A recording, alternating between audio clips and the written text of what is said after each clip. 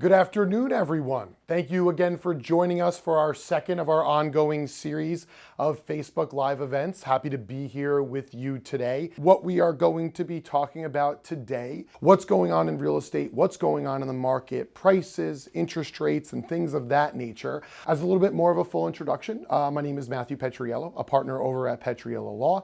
This year celebrating our 43rd year doing residential real estate in northern New Jersey. Property law is what we do. You never get a phone call that Matt's at work for, no, of course you're going to cut a call that I'm at work. You never get a call that I'm at court for the next 3 days or I'm in family mediation this afternoon. My work is always done at my desk. Residential real estate is truly my favorite practice area and therefore the main practice area of the firm itself. We do have some previously submitted questions. My assistant Mary is in the background here and going to throw those over to me. I'll repeat them and then we'll give some answers as to what people have on their minds. And just to repeat the question that Mary had, it was from Norman T. and the question was, if I am a seller, is now a good time to sell? The general answer to that general question has to be yes, right? So we had seen in this post-COVID kind of time period, right after the COVID shutdown, right after that, there was, of course, a surge of property transactions. And we had seen prices rise very dramatically, the waivers of inspections and waivers of appraisals. And that phase actually went on for about a year.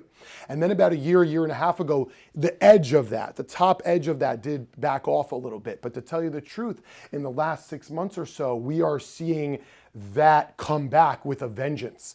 One of the main things that is driving prices and interest in buyers right now is a lack of inventory, which I think we're going to talk about more later. But because of that, the most simple economic conversation, right, of just supply and demand. If supply is low, if supply is low and demand is high, what is the only thing that can increase inventory? And that is a rising of prices. So you as a seller right now are going to be selling in a near peak that you can get for your real estate. So again, a general answer to the general question is yes, if you are a seller, is it a good time to sell? If your goal is to maximize profitability of your home, it certainly is. And the question was, should housing prices be falling as interest rates are rising? So historically, the answer to that has generally been yes. However, we are not living in such a time that would be considered average. I would take this question on from two aspects. The first one about the interest rates.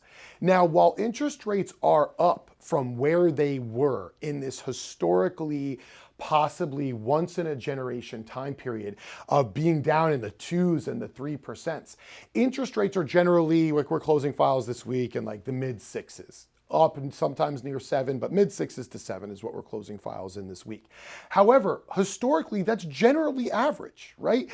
Generally 5%, 6% interest rates are historically average. So while interest rates are up multiple points from their low, this is an average kind of, in a way, healthy kind of interest rate level to be having. So while interest rates are high, we're not seeing interest rates like they were in the 80s or anything like that, of in the double digits or 12, 13, 16% on your house.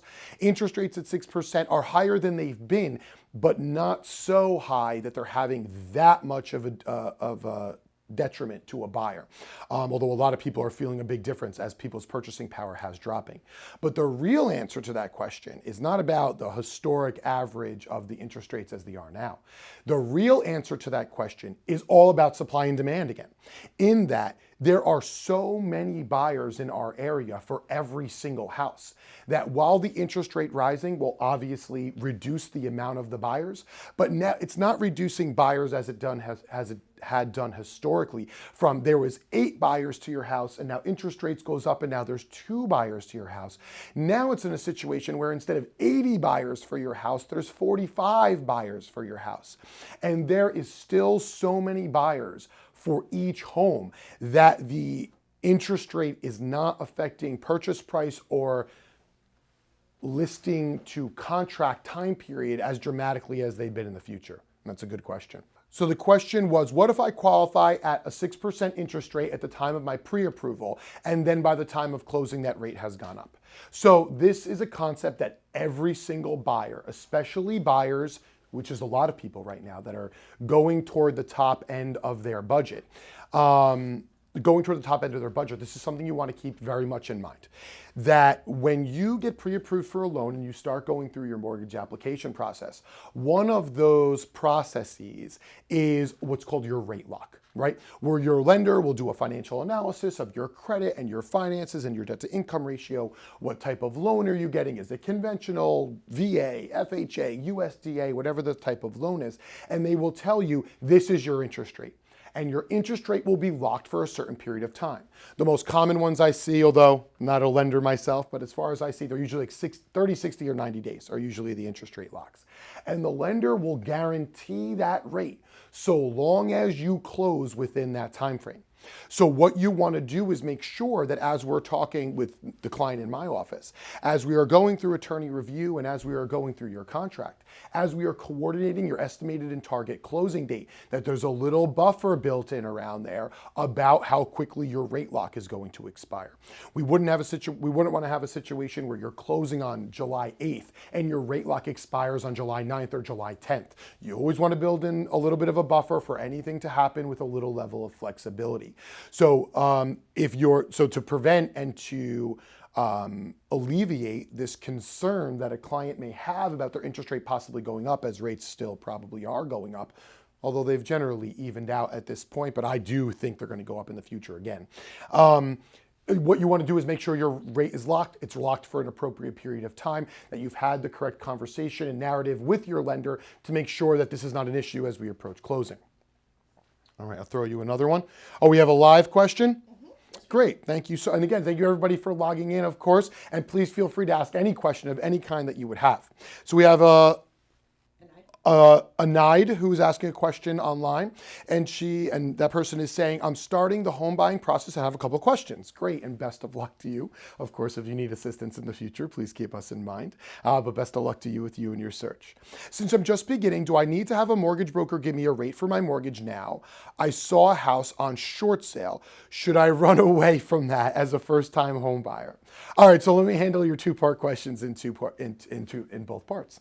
The first part is about the mortgage broker. So when anyone is buying a home, especially for a first-time home buyer, your first phone call is always to a broker, because you can't guide your attorney, you can't guide your realtor to this town and this area and this number of bedrooms and this number of bathrooms and this crime rate or this school system or the amenities that you're looking for, because you don't have a purchase price yet. You don't know, one, what is your maximum qualified purchase price going to be, but more importantly, what works within your budget, right? So you could have a situation where, okay, we're qualified for $5,000 a month, but my family budget is $3,800 a month. Once you know both of those answers and what you're able and willing to pay per month, that will guide the lender to your ultimate purchase price, and it will then be able to guide your realtor as to what areas and what kind of homes and what you could afford, not only as a maximum, but also what your family prefers. So your first question is always to a lender as to what you can afford, and then between your family as to what you want to afford. As far as giving you a rate, that you wouldn't be able to do at this point, because unless you might not be able to do it at this point, because unless you're imminently going to be getting under a contract, you don't want to lock that rate at this point. As I had just said in the last answer, your rate lock is only going to last for a certain period of time. So you don't want to be in a situation where you lock your rate, it's good for 30 days, it takes you 2.5 weeks to find a home, and your rate lock expires and therefore usually goes up before you even found a home. So you wouldn't want to lock your rate, but you do need to speak with your lender first to see what kind of budget you have so you could guide your realtor, guide your attorney toward that end goal. The second part of your question is a short sale. All right, so this is a type of deficiency sale, right? The three deficiency sales are short sales, deed in lieu, and loan mods. We do all three of them in the office if anyone would ever need assistance with any of those kind of things. But to your specific question for a short sale, so let me give the pros and the cons, and the decision would ultimately be up to you, right? Let me give you some pros of a short sale. One, there will be significantly less competition for a short sale. Two, you may be able to find a real estate deal in a world where there is no real estate deals. So those are some of the pros. Some of the cons: if the seller side doesn't know what they're doing, they can take an extremely long period of time. If the seller side knows what they're doing, A normal closing with a mortgage is usually 40 to 50 days, 45 days, right? For a short sale, if the seller side knows what they're doing, it usually takes 3 to 6 months. That's with the assumption that they know what they're doing. If they don't know what they're doing, it could take significantly longer than that. So there's two things that you need to have as a buyer in a short sale. One, you need time. You need, if you're in a situation, we see these kind of things all the time, and a beautiful thing. Say you're in a situation where you have a growing family and you're pregnant and your family is pregnant and you're about to have a baby. This might not be the right situation for you because you might not have the right time horizon. Say you've already had your babies and and it's July or June right now, and you need to be in school for those children by September. May also not be the right house for you. So you need to have time. And two, you need to be a little bit less risk averse to spending upfront money. So the question everyone always wants to know with a short sale is, does the bank approve a sale at a specific price, right? It's always the first question everyone has, and it's always the last question to be answered by that bank. So you need to be willing to spend money on inspections, all types of inspections. You need to be willing to spend money on your appraisal. You need to be willing to spend upfront money when you don't know if you're going to buy this house at all, and you don't know if you're going to buy it at this purchase price. So as long as you could afford a little bit riskier with your pocketbook and you have time, a short sale may be a deal. A short sale may be an opportunity to find a deal in a world where there is no real estate deals. So there's pros and cons to everything. What would be right for you and your family would be up to you and your family. If you ever wanted to talk about it more, my contact information is all over social media here. Please feel free to call. We do these kind of transactions all the time. That's an excellent question. Thank you for asking. Sure. So the question from Lonnie G was, why are interest rates continuing to increase, and when, if ever, is it going to stop? So while not to speak too particular into the inner thinkings of the Federal Reserve, which I obviously don't have any particular insight to, the most general answer to this question is going to be based on inflation, right? There are very few as powerful, destructive economic forces out there than runaway inflation. And in my opinion, the Fed is going to do whatever it needs to do in order to stop it, at the sacrifice of unemployment rates, at the sacrifice of real wages, at the sacrifice of almost anything, to get inflation from these numbers that we had of 7, 8, 9% back down to, I think their stated target was about 2% or a little bit more. They are going to continue to act to do it to the detriment, if necessary, of the greater economy to control inflation. Now, while they were obviously very aggressively raising rates, 3/4 of a point, time after time after time, they did it, I think, 3 times in a row. That super aggressive posture has backed off, but they are continuing to raise rates. Inflation, they were trying to back off of raising rates for the economy's benefit, thinking that they had hit the peak of inflation, but it does not, from what I see, does not seem to have the effect that they want. I believe that they're going to be picking up interest rate hikes again. So again, for people in the context of this conversation, for people thinking about buying a home, the interest rate right now might be the best interest rate we see for many months or many years. And again, they're historically average still at this point.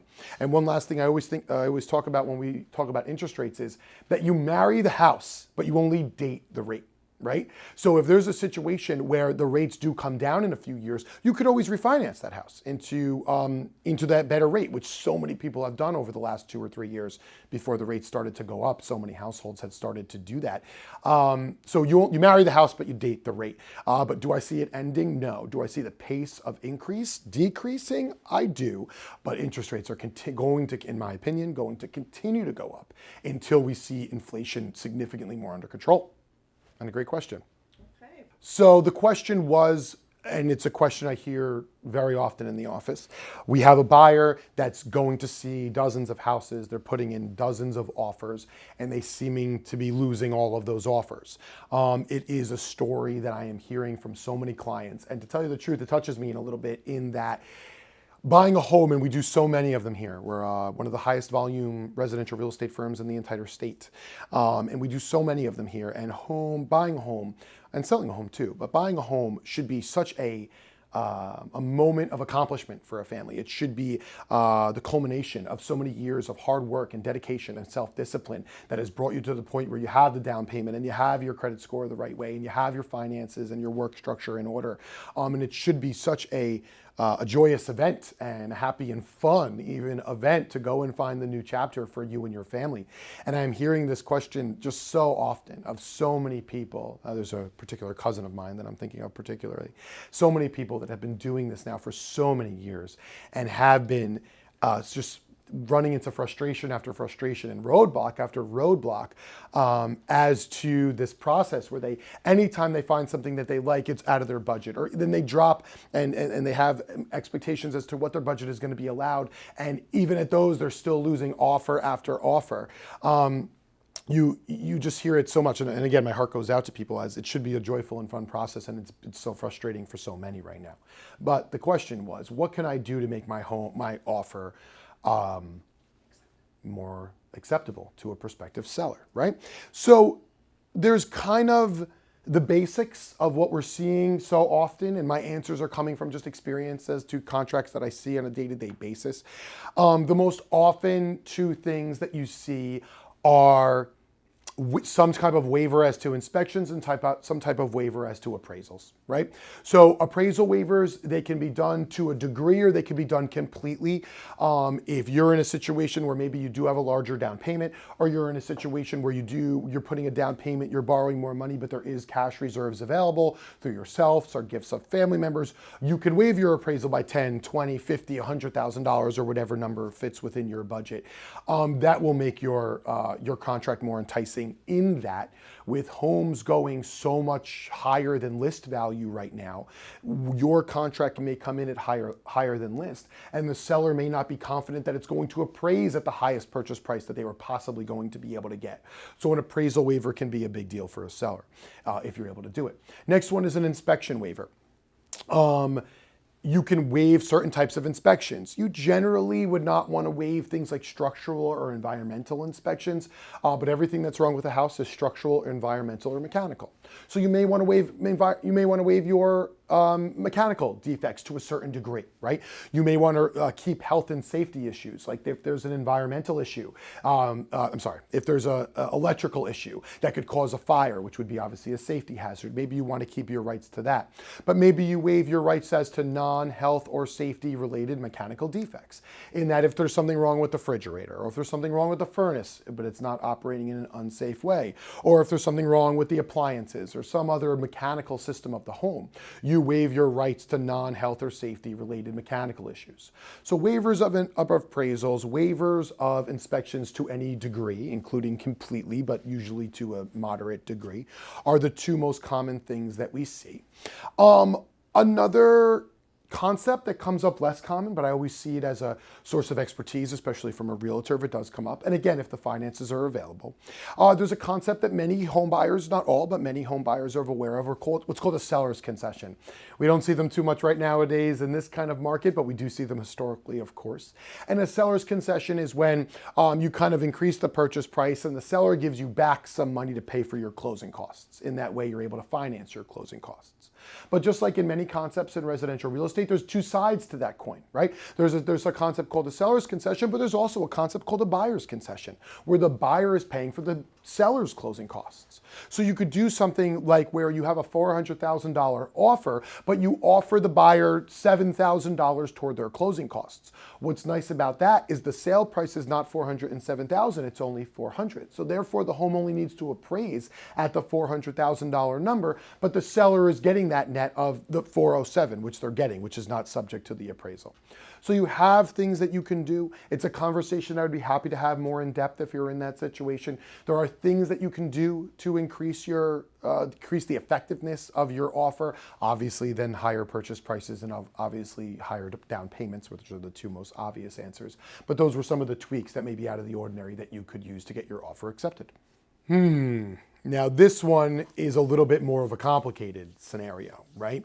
As I had the question was, should I wait to buy a home until rates or prices come down, or should I buy it now?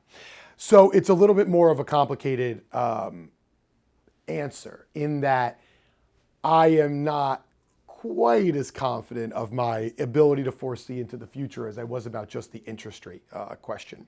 So I will say this. Let me start with this as to an answer to that question.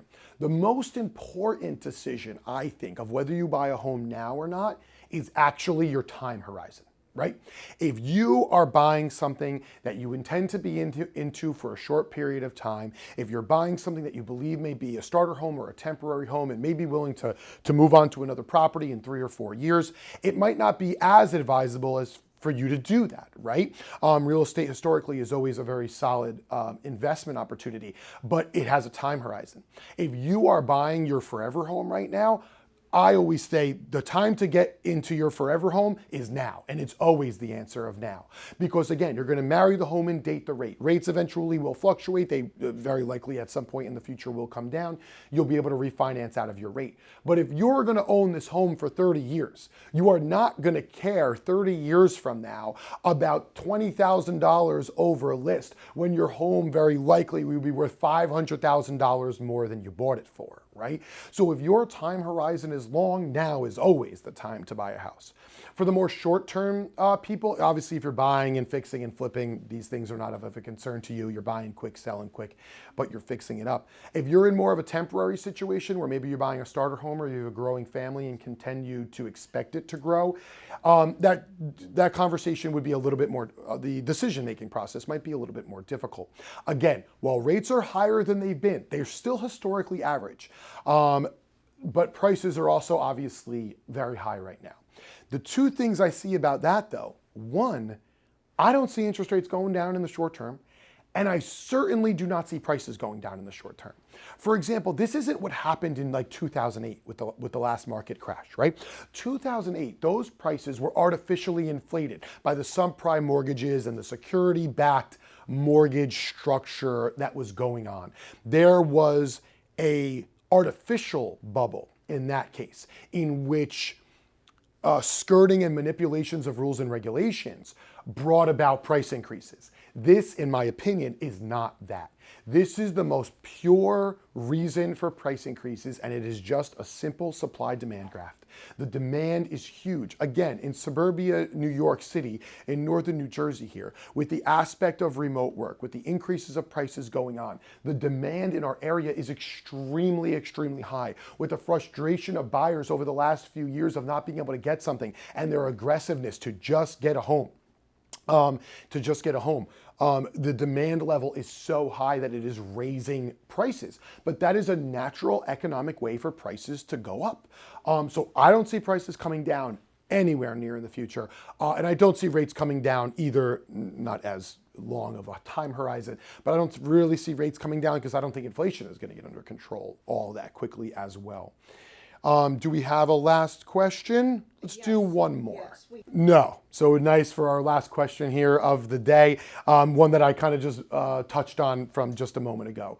And again, I'm not a prognosticator, I can't see into the future, but if you're asking someone with experience of doing this every single day for a long time now, do I foresee a market crash from these market conditions? I simply do not.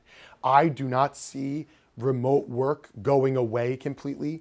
Again, this is northern New Jersey, major metropolitan area. Do I see the outflow from New York City into New Jersey and other surrounding suburban areas diminishing?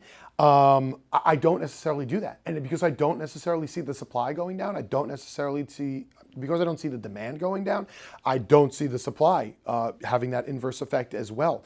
So do I see a crash? I really do not. I think this is a free market working as a free market does. And we're going to have to adapt in so many ways, like we've done over the last few years, adapting to what the new normal is and proper expectations of how far money goes and what we're able to get and what we're able to afford. With the last answer to that question, I really want to thank everyone for logging in. So many did. I want to thank everyone for logging in. We had multiple live questions. I appreciate all of that. We're going to continue to do this series as it's fun and it's off the cuff. I always appreciate that. Thank you everyone for coming. Again, Matthew Petriello, a partner at Petriello Law. If we could be of service to you or your clients, please keep us in mind. Thank you so much.